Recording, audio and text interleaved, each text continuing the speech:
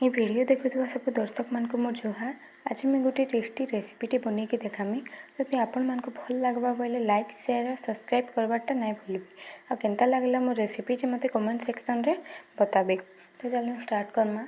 तो मुझे नहीं रिफाइन ऑयल टिके जीरा पकामा, तापर कच्चा मिर्चा, तापर अदा और लहसुन के छोट छोट कर काटिके देमा, तापर मेसिंगा पतर देमा, तापर टिके भाजी देमा, तापर टिके हल्दी देमा और मिर्चा गुंड टिके देमा और जीरा धनिया पाउडर ये सबको मिसई देकर घाटी देमा टिके। तापर आलू के पके देमा,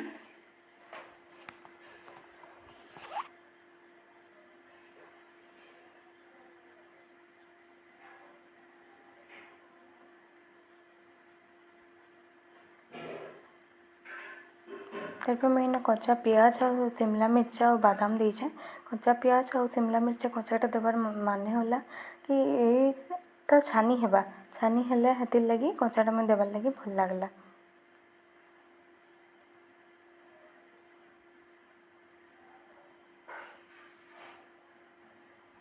तो ये आलू रेडी हो गला। तो ये आलूर बॉल बनामा। मुझे बनाऊली,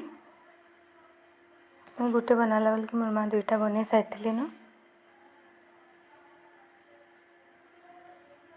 तो मुझे गोटे बनाली और ना बनाली, मोर माँ बाकीटा बनाली। तो यहाँ रेडी हो गला आमर बॉल। बैटर बनाबार लगी पानी रे बेसन देकी जते लागबा हिसाब नून आउ सुधा देमा।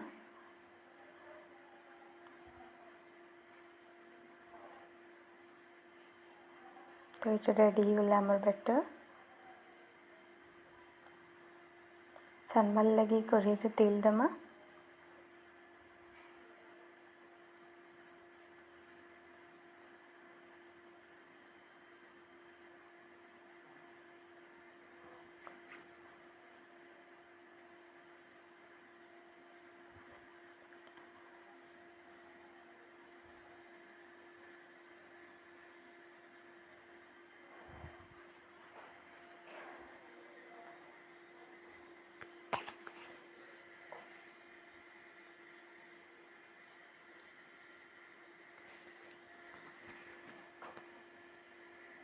तो ये रेडी हो गला आमर आलू चप।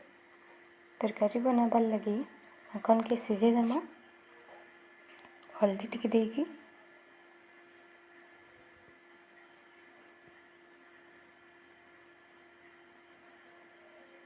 सिझीगला। तापर तेल देकी पंचफुटन देकरी दुईटा मिर्चा सुखा मिर्चा,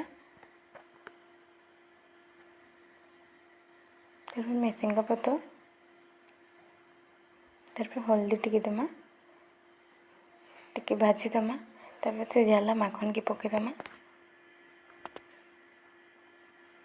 माखन टिके बेसन पानी देमा,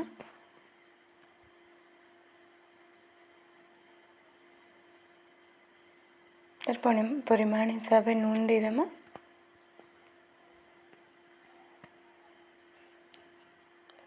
तरकारी बनीगला।